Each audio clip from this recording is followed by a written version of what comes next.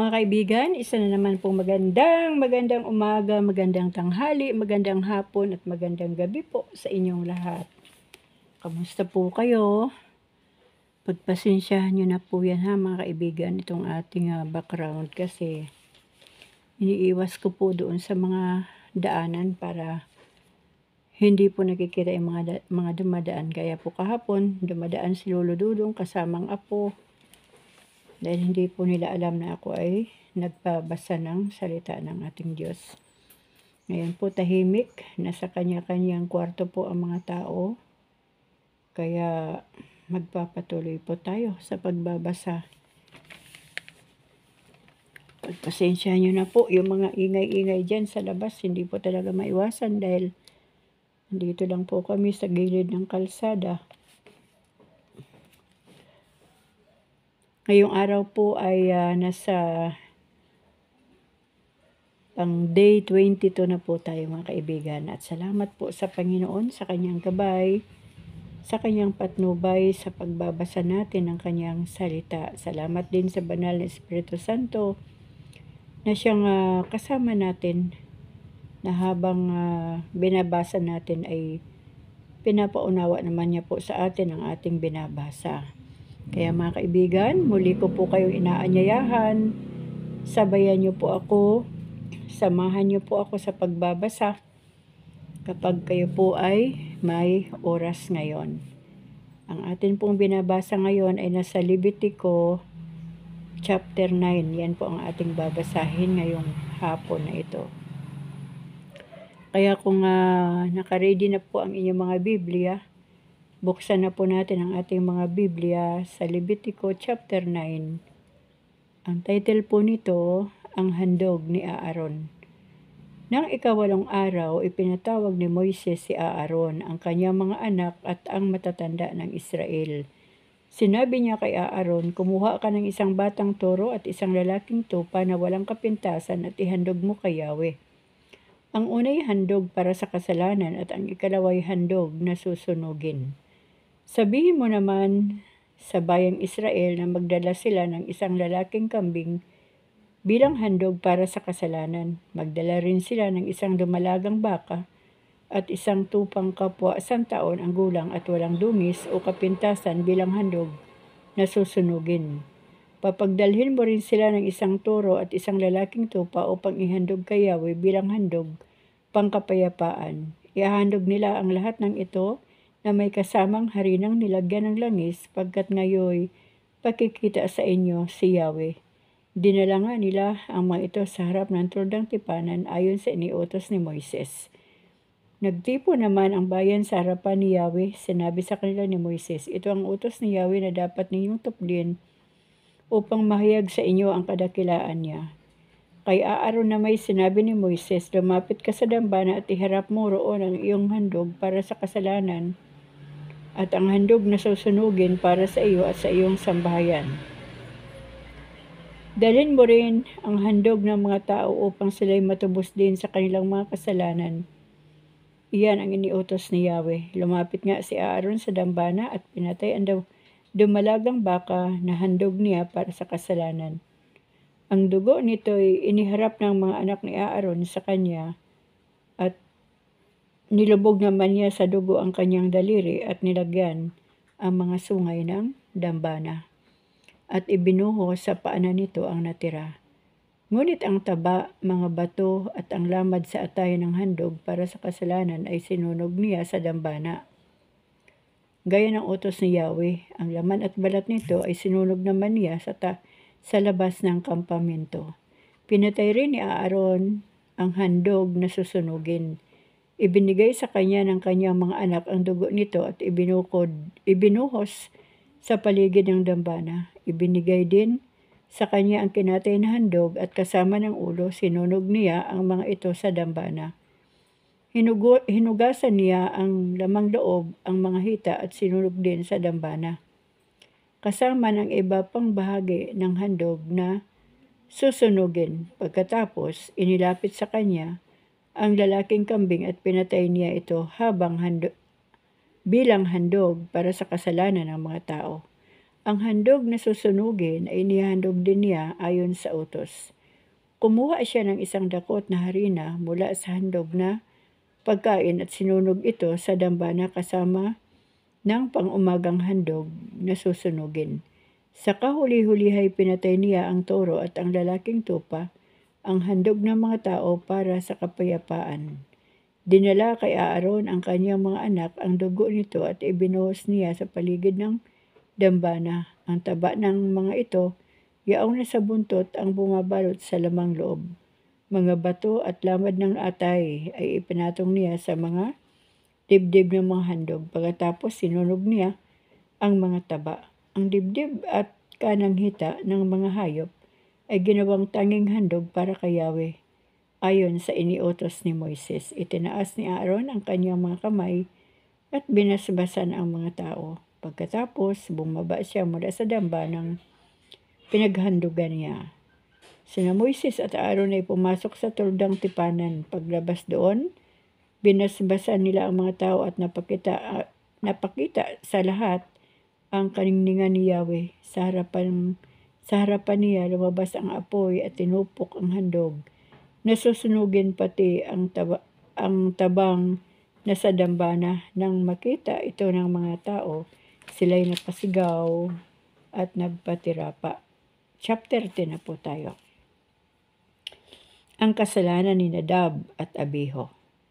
Sina Nadab at Abiho, dalawang anak ni Aaron, ay kumuha ng insaryo. Nilagyan ng apoy, nagsunog ng kamanyang, at humarap kay Yahweh. Gumamit sila ng apoy ng di nararapat pagkat hindi ito iniutos sa kanila.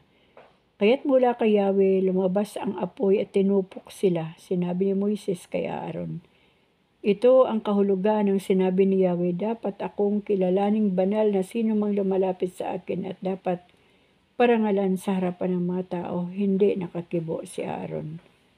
Misael at Elfasan, mga anak ni Uziel, na tiyo ni Aaron. Sinabi sa kanila, alisin ninyo sa banal na dako ang bangkay ng inyong mga pinsan at ilabas ninyo sa kampamento. Lumapit nga ang dalawa at inilabas ang mga bangkay na suot pa rin ang kanilang tunika. Sinabi ni Moises kay Aaron at sa dalawang anak nitong sina Eleazar at Itamar, huwag ninyong guluhin ang inyong buhok, ni wahakin man ang inyong damit dahil sa nangyari. Kung hindi ninyo gustong mamatay at magalit ang Diyos sa mga tao, ngunit maaari silang ipagluksa ng bayan dahil sa kanilang sinapit. Excuse po. Huwag kayong lalayo sa pintuan ng tuldang tipanan pagkat kayo ay pinahiran na ng langis ni Yahweh. Baka kayo ay mamatay kapag di kayo sumunod, at sinunod naman nila ang iniutos ni Moises. Mga tuntunin tungkol sa pagkain ng mga saserdote. Sinabi ni Yahweh kay Aaron, kung ikaw at ang iyong mga anak ay pupunta sa tuldang tipanan, huwag kayong iinom ng alak o anumang inuming matatapang, baka kayo mamatay. Ang utos na ito ay panghabang panahon at dapat sundin ng iyong lahi. Dapat ninyo makilala kung alin ang bawal o hindi at kung alin ang malinis o marumi. Ang lahat ng iniuutos ko kay Moises ay dapat ninyong ituro sa kanila. Sinabi ni Moises kay Aaron at sa dalawa pang anak niyang natitira, sina Eleazar at Itamar, kunin ninyo ang natira sa harinang handog kay Yahweh at gawing tinapay na walang libadura. Kakanin ninyo ito sa tabi ng dambana sapagkat ito'y banal. Ito ang kaparte ninyo at ng inyong mga anak na lalaki sa handog na pagkain para sa kanya na iniutos sa akin. Ngunit ang dibdib at hita ng handog na susunugin ay para sa iyo at sa iyong mga anak na lalaki at babae. Doon ninyo iyon kakanin sa malinis na dako, pagkat iyo'y kaloob sa inyo bilang kaparte sa handog na pangkapayapaan ng mga Israelita.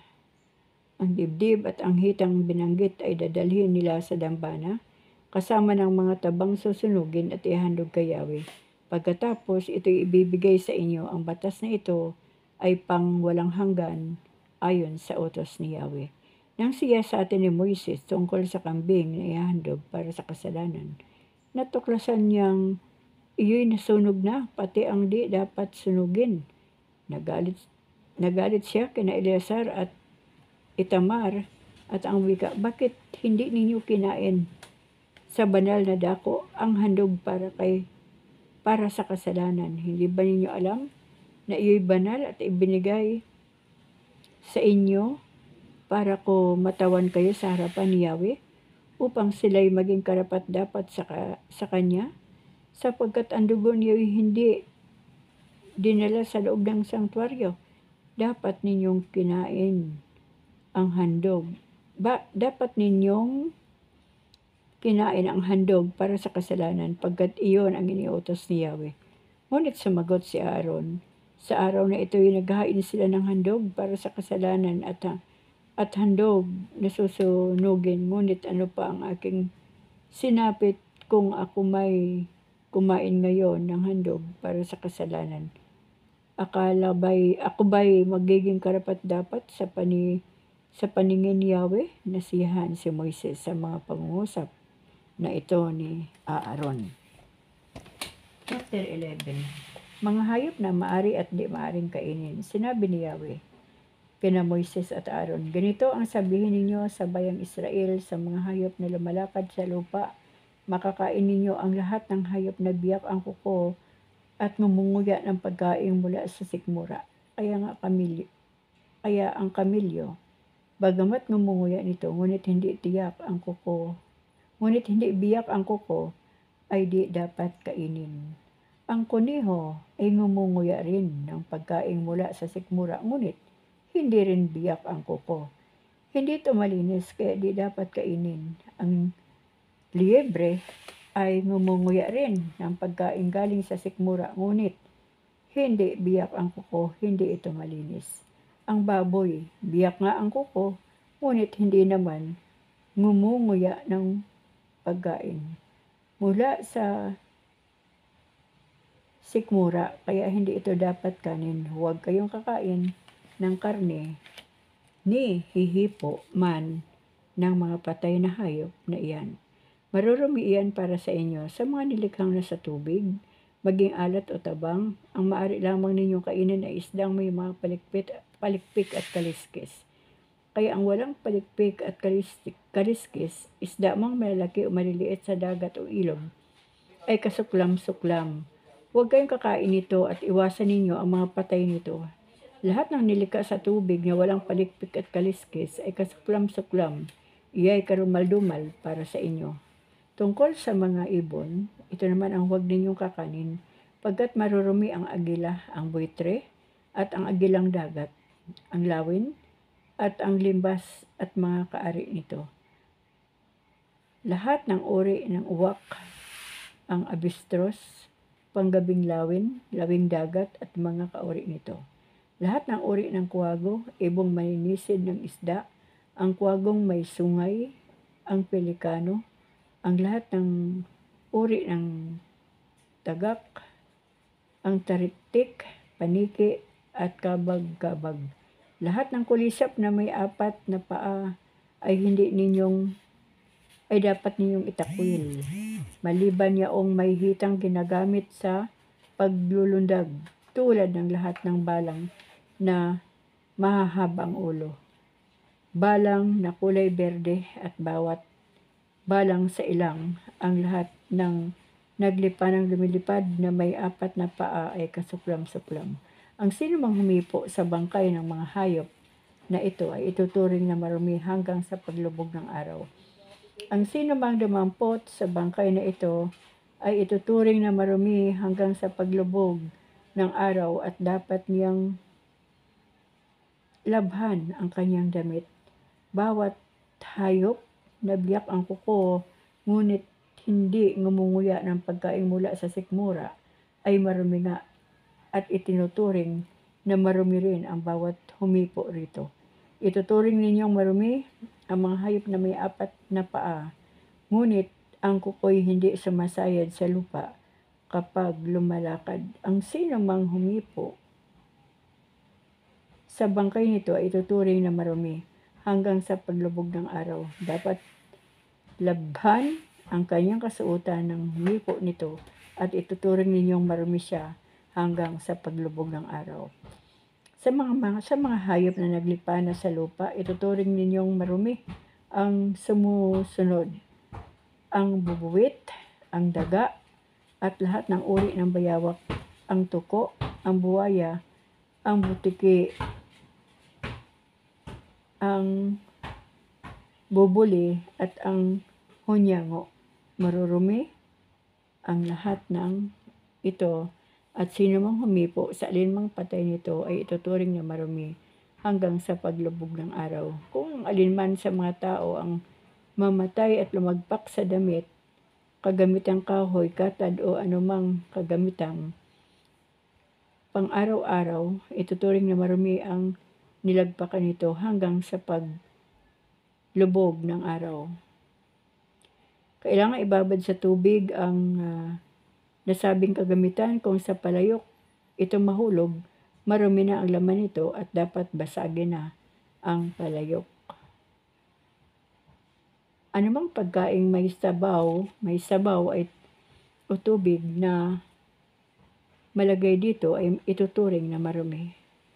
Marumi nga ang anumang lagpakan ng ganitong uri ng patay na hayop. Kung mahulog sa kalan, dapat sirain ito ng ituturing ng marumi iyon. Ngunit ang batis o tipunan ng tubig na malagpakan nito ay mananatiling malinis. Gayunman, ang humipo sa patay na hayop ay ituturing na marumi. Kung ang patay ng hayop ay lumagpak sa binhing pananim, ito'y panatiling malinis. Ngunit kung ang binhi ay babad na ng tubig, magiging marumi na ito. Kung kusang namatay ang anumang hayop na maaring kainin, ang sinumang humipo rito ay ituturing na marumi hanggang sa paglubog ng araw. Dapat labhan ang kasuotan ng sinumang kumain o bumuhat nito at siya ay ituturing na marumi hanggang sa paglubog ng araw. Lahat ng maliliit na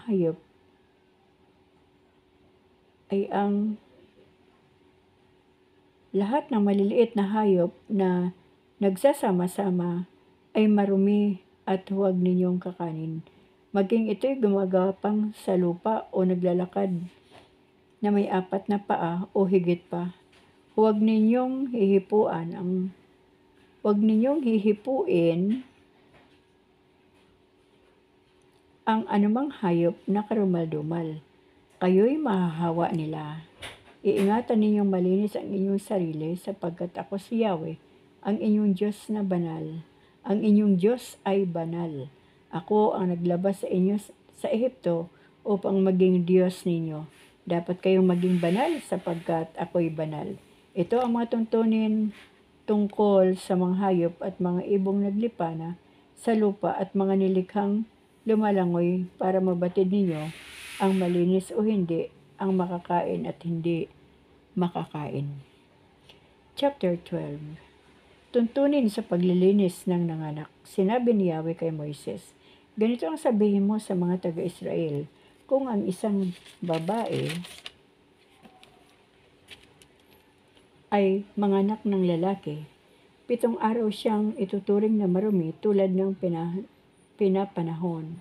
Pagdating na 8 araw, dapat tuliin na ang bata. Maghihintay ng 33 araw ang ina bago siya ituring na malinis. Hindi siya dapat humipo ng anumang bagay na banal at hindi rin makapapasok sa sanktuaryo hanggang hindi matapos ang mga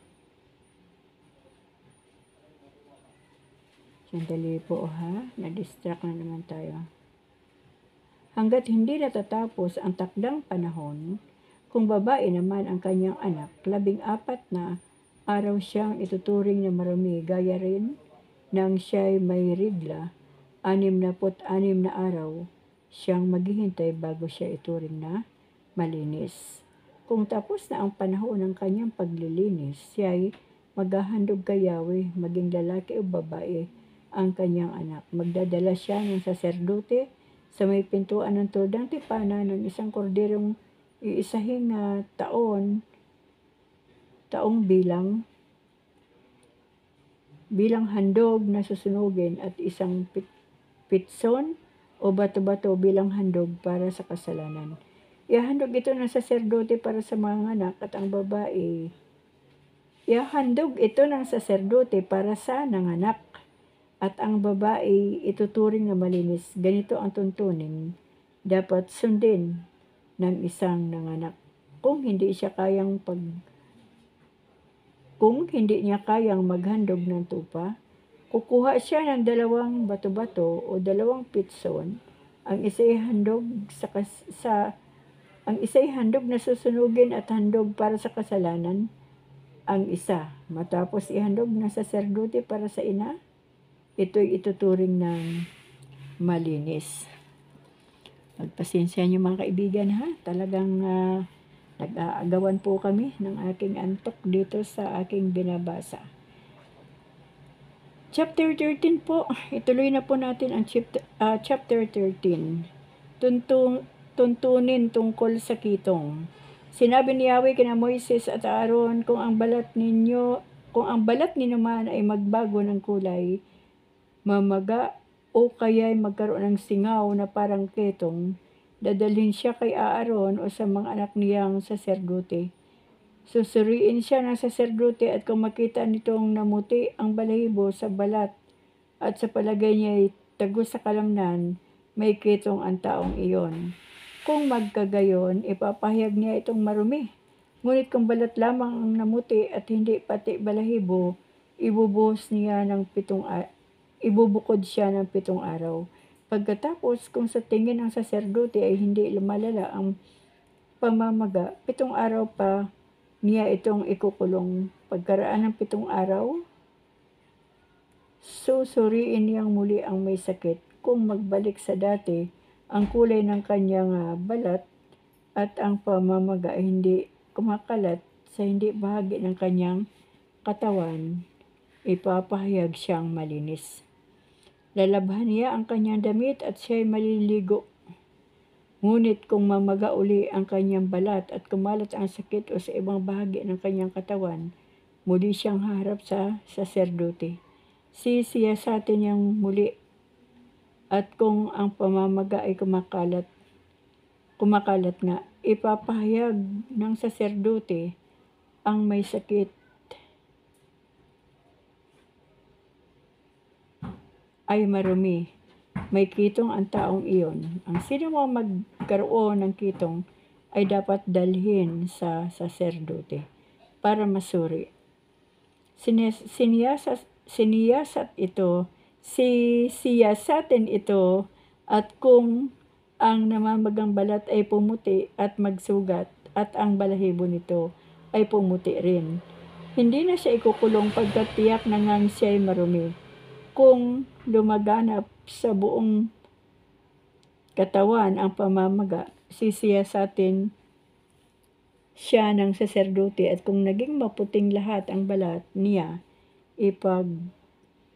ipapahayag siyang malinis ayon sa ritual.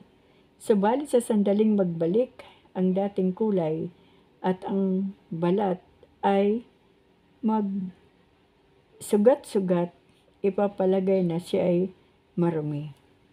Siyasatin niya ang saserdote at kung gayon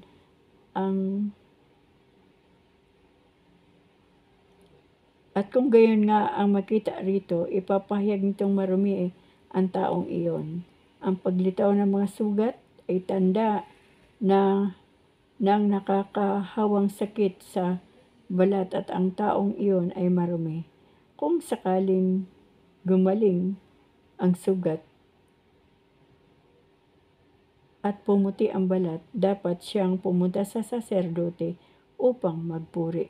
Kung makita ng saserdote ang kanyang sugat ay pumuti, hayag siyang magaling at malinis na siya ayon sa ritual.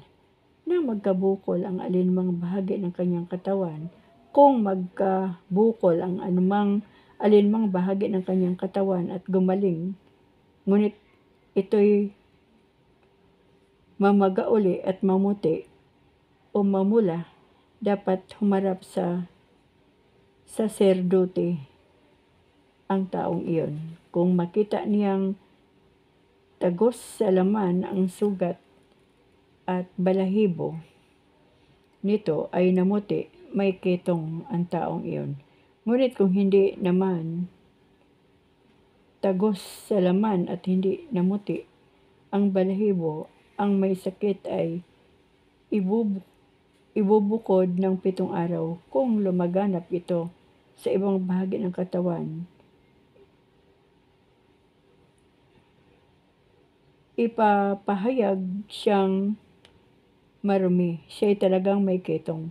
Kung hindi naman kumalat sa ibang bahagi ng katawan, ito'y marka lamang ng bukol at ipapahayag ng saserdoteng malinis ang taong iyon. Kung mapaso ang isang parte ng katawan at ang parteng hindi napaso ay namula o namuti, susuriin ito ng saserdote. Kung pumuti ang balahibo nito at tumagos sa laman ang sugat, ito'y maging kitong. Ipapahayag niya na marumi ang may sugat. Kung makita ng saserdote na ang balahibo ng napasong parte ng katawan ay hindi namuti at hindi tagos sa laman ang sugat, ngunit hindi niya ito matiyak, ang tao'y ikukulong niya ng 7 araw. Pagkatapos, susuriin siya ng saserdote. At kung ang sakit ay lumalaganap sa katawan, ipapahayag na marumi ang taong iyon. Mayroon siyang kitong, ngunit kung hindi kumakalat o mahawa sa ibang panig ng katawan ay mapusyaw ang kutis.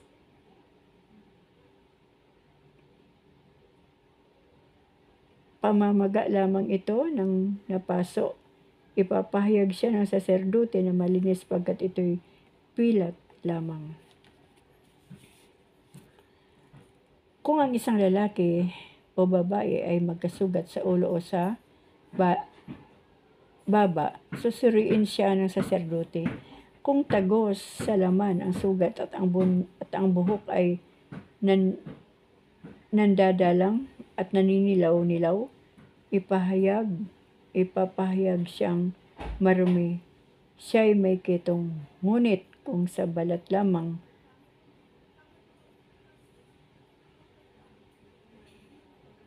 mga kaibigan ha. At hindi po tayo gumagamit ng salamin. Ulitin po natin itong verse 29. Kung ang isang lalaki o babae ay magkasugat sa ulo o sa baba, susuriin siya ng saserdote. Kung tagos sa laman ang sugat at ang buhok ay nandadalang at naninilaw-nilaw, ipapahayag siyang marumi. Siya'y may kitong. Ngunit kung sa balat lamang ang sugat at hindi dumidilaw ang buhok, ibubukod lamang siya sa loob ng 7 araw. Pagkatapos, susuriin siya ng saserdote kapag hindi ito kumakalat at di tagos sa laman o hindi naninilaw ang buhok. Ang may sakit ay mag-aahit na lamang, ngunit 7 araw pa siyang ikukulong. Pagkatapos ng taning na panahon, susuriin siyang muli ng saserdote. Kung ang sugat ay hindi kumakalat sa ibang panig ng katawan, ipapahayag siya ng saserdote na malinis. Maglalabas siya ng kanyang damit at siya ay magiging malinis. Ngunit pagkatapos niyang makapaglinis at magkaroon uli ng sugat sa ibang panig ng katawan, susuriin siya ng saserdote kung kumakalat ang sugat. Ang taong iyon ay ituturing na marumi kahit hindi naninilaw ang buhok at sugat. Kung sa tingin ng saserdote ay hindi kumakalat ang sugat at tinutubuan na rin ng itim ng buhok, magaling na ang taong iyon at ituturing ng malinis. Kung ang sinumang babae o lalaki ay singawa ng mga batik na puti sa kanyang balat, susuriin siya ng saserdote. Kung hindi masyadong maputi ang batik-anan lamang iyon, siya ituturing na malinis. Verse 40. Kung nalugas ang buhok ng isang tao, hindi siya ituturing na marumi, kahit siya ay kalbo. Kung malugas ang buhok sa gawing noo, siya ay kalbo rin. Ngunit ituturing na malinis. Ngunit kung may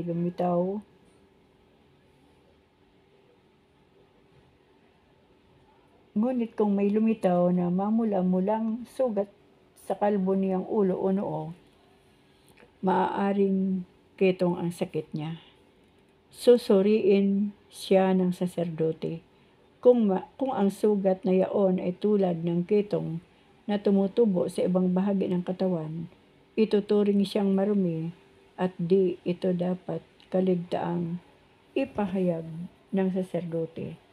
Ang may ketong ay dapat magsuot ng sirang damit, hindi magsusuklay, takpan ang kanyang nguso at laging sisigaw ng marumi, marumi, hanggang may sugat siya'y ituturing na marumi at sa balat ng kampaminto mamamahay na mag-isa. Ay, kawawa naman.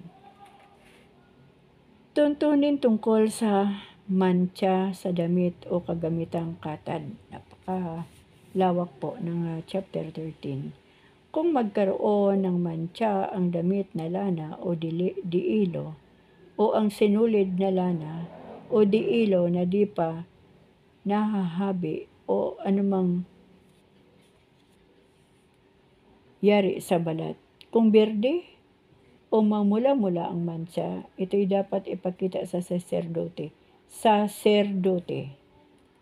Susuriin niya ito at ipatatagong 7 araw ang damit na nagkabatik. Sa ika-7 araw, muli niyang titignan ito at kung ang batik ay humawa sa ibang bahagi ng damit, magiging ito'y kagamitang katad o sinulid. Ituturing itong marumi. Susunugin na niya ang mga ito pagkat makakahawa. Subalit kung hindi naman humahawa sa ibang parte ang mantsa nito, maging ito'y sa damit sa kagamitang balat o sinulid, iuutos niyang labhan iyon. Ngunit ipatatago pa niya ng 7 araw. Pagkatapos, muling sisiyasatin ito ng saserdote kung hindi nagbabago ang kulay. Ay, sorry mga kaibigan. Malabo ang ating mata. Bagaman hindi humahawa, ituturing na itong marumi at dapat sunugin kahit nasaan ang mantsa. Ngunit kung mapuna niyang kumukupas ang mantsa, ang bahaging iyo'y gugupitin niya sa damit o kagamitang katad, at kung may lumitaw pang ibang mantsa, ang damit ay dapat nang sunugin. Ngunit kung malabahan ang damit, kagamitang tatad o sinulid at maalis ang mantsa, ito'y lalabahang muli at ituturing na malinis. Ito ang tuntunin tungkol sa mga mantsa ng anumang kasuotang damit o damit o balat upang malaman kung marumi o hindi ang mga iyon. Ay, purihin po ang Panginoon. Natapos po natin ang chapter 9 hanggang chapter 13. Hindi po ako gumagamit mga kaibigan ng salamin dahil wala pong akma na salamin sa aking mata. dahil may damage po ang ating mata. Kahit anong lens po ay hindi po umaakma. Ngunit salamat sa Panginoon dahil nakakapagbasa pa po tayo ng salita ng ating Diyos. Alam niyo mga kaibigan, yung natandaan ko po dito sa ating binasa, yun pong ginawa ng mga anak ni Aaron, yung kanyang dalawang anak, na nagsunog, naghandog kay Yahweh ng walang pasubali, kumbaga ay walang instruction. At ang nangyari po ay nasunog o sinunog sila ni Yahweh sa pamagitan po ng apoy. Nakakatakot po mga kaibigan. Kahit man po sa ating mga kapanahunan ngayon, mahirap po maghandog kay Yahweh ng walang instruction, walang kalinisan. Alam niyo po sa panahong ito, ang buhay po natin ang nais ni Yahweh na ihandog natin sa Kanya. Hindi po yung papatayin natin ang ating sarili para ihandog, kundi makita ni Yahweh yung kababaang loob sa ating mga puso, na yung buong buhay natin ay inihahandog natin sa Panginoon. At kasama doon sa paghahandog ang lahat ng ating pagkatao, ang lahat ng ating mga plano at desisyon sa buhay, at ang lahat-lahat na sa atin. Kumbaga, mula ulo hanggang talampakan, ito ay nananalig sa ating Panginoon at nagpapakumbaba ng napakababa na pagpapakumbaba. Yun po ang nais ng Diyos na makita niya sa ating mga buhay. Hindi po tayo pwedeng magsabi, ito na lang sa iyo Panginoon, total tira-tira lang naman na yan. Total, mas marami pa naman akong ipon yan, kaya yung sobra-sobra sa'yo na lang. Alam niyo po, ayaw ni Yahweh yung ganun. Dapat yung best po ang ating maihandog sa Panginoon, hindi yung para lang sa basta-basta, kundi kung ano po yung first class, yung best. Yan po ang ating ihandog sa Panginoon, yung best ng paglilingkod. Kung tayo man po ay tinawag ng Panginoon o binigyan ng regalong makapag-awit sa Panginoon, ay ihandog na po natin sa Panginoon ang ating mga awit. Kung tayo man po ay may mga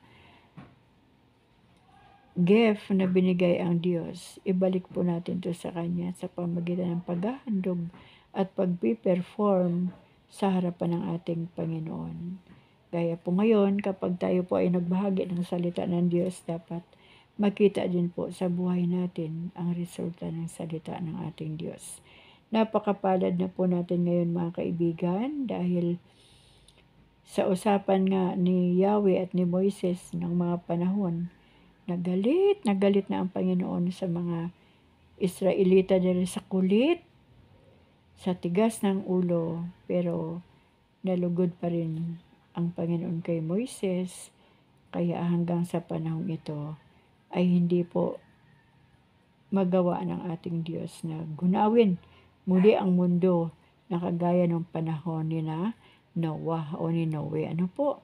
Kaya napakasimple lang po ng hiniling ng Panginoon ngayon sa ating mga buhay, ang paghahandog ng ating lahat-lahat sa ating buhay.